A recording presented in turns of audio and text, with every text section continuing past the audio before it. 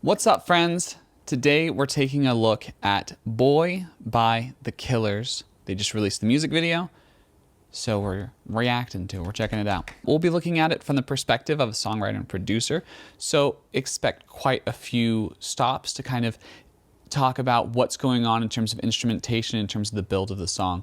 Also, we're looking at it from the perspective of a Vegas native, and if you're from Vegas, you know that The Killers have a special place in Vegas's music culture.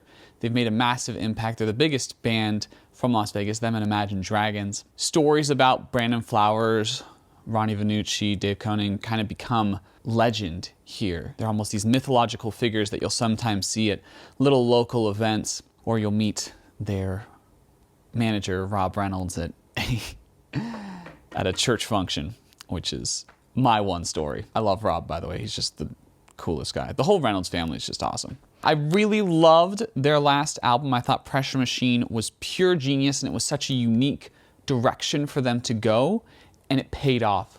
So I'm interested to see where they're going now. Happy to hear that they're still working with Sean Everett. I think he's such a great fit for the band. I think there are a few producers who I would rather pair The Killers with over Sean Everett, and good to see they're working with Stuart Price as well, who's done some brilliant work with Dua Lipa, Madonna, Pet Shop Boys, etc. I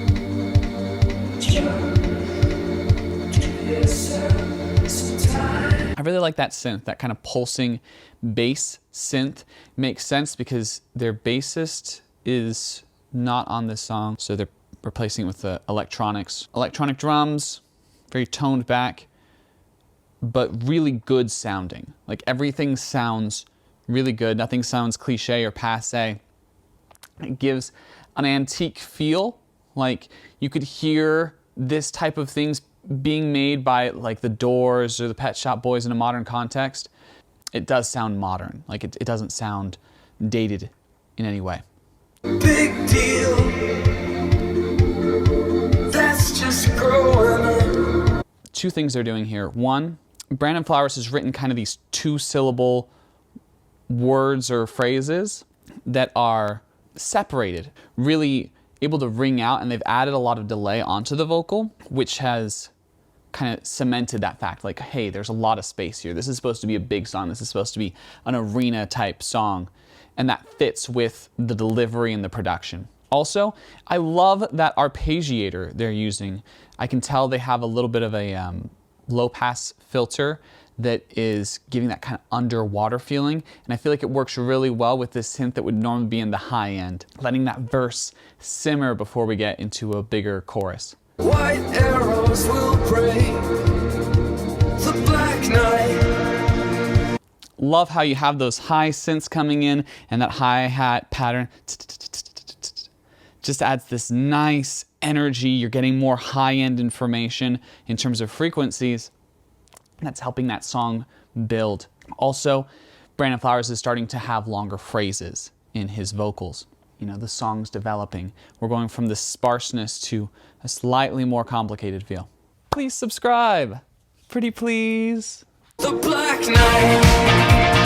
Oh! That guitar sounds so good. Just Dave Koning and Sean Everett working together on that guitar tone is really paying off. You have these just sweet overtones that really fill this space. I like how they're going from this, you know, very synthy verse to this incredibly guitar-driven chorus. Sounds nice. It's a nice touch. Just give it some time. It just gives chills. I love how the guitar is starting to fill in more and more of this high end. You know, everything's kind of building up. I'm not exactly sure what they're doing with the vocal here, but I really like the sound of it. I heard something similar on one of their Christmas songs. I think Great Big Sled was the song, or maybe it was Joseph, Better You Than Me. But it sounds like they have a vocoder, kind of a very light vocoder going with his vocal, as well as maybe some doubling, maybe some harmonies, and it gives it this really nice effect. I like the nice bend in the vocal there. Heat wave.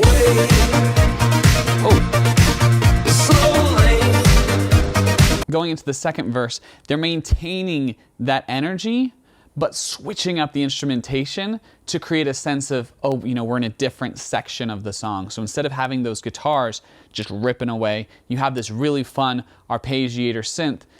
Unlike the first verse, these synths don't have a low pass filter, so we're getting the full range of the synth. They don't sound underwater, they sound free, they sound big. The lyrics are also conveying that bigness. We're getting a change in the environment that this boy is dealing with. He's gotten some encouragement from that first chorus, and it's showing in the attitude of the verse.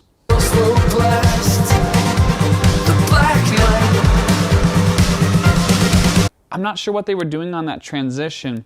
It almost sounded like we had an engine sound, and that might have been a manipulation of the guitar sound, or it might have been like a reversed crash or reverse hi-hat, but it had this nice like whooshing effect to it that I think worked really nice as a transition into this pre-chorus slash chorus area.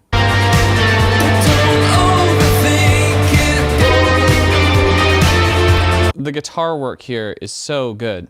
It's so catchy, just these really great melodies coming out of the guitar here.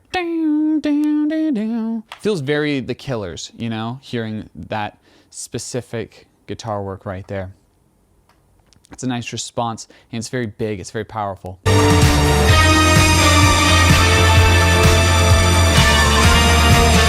I love when the chord progressions, the production, the songwriting all come together in this really nice way. And you can hear that here.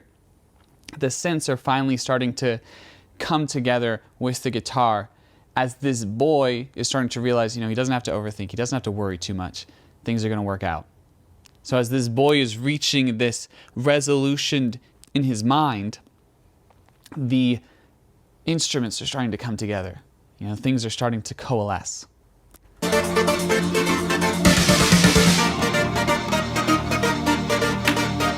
Nice ending. Dug that. Just kind of letting it fade, basically, you know, with the drums playing that nice little snare fill at the end. The drums weren't super involved through the song, but it still retained a lot of big energy, and that hi-hat pattern was really cool. Bombastic sound. You can hear the effects of, you know, the taste of each member as well as the producers, Shaman Everett and Stuart Price. And it's making for a really sweet sounding piece of music. It's a good anthemic driving work. I think my only issue right now is that I loved Pressure Machine so much, so it's hard for me to hear them very clearly straying away from that sound and going back to the sounds we'd expect on a Imploding the Mirage or a Wonderful Wonderful. That's cool, they do that sound really well. It all functions, but I just loved hearing them in this more quiet atmosphere, this more rustic vibe. So here's to hoping that they do something like that again in the future. Anyway, that's it. Make sure to like, comment, share, subscribe, and check out my music. I've got links here to my latest music video, Strawberries in July. You know, Vegas musicians. If you like The Killers, you probably like another Vegas musician. That's it. Catch you on the flip. Strawberries in July, 'cause I could use a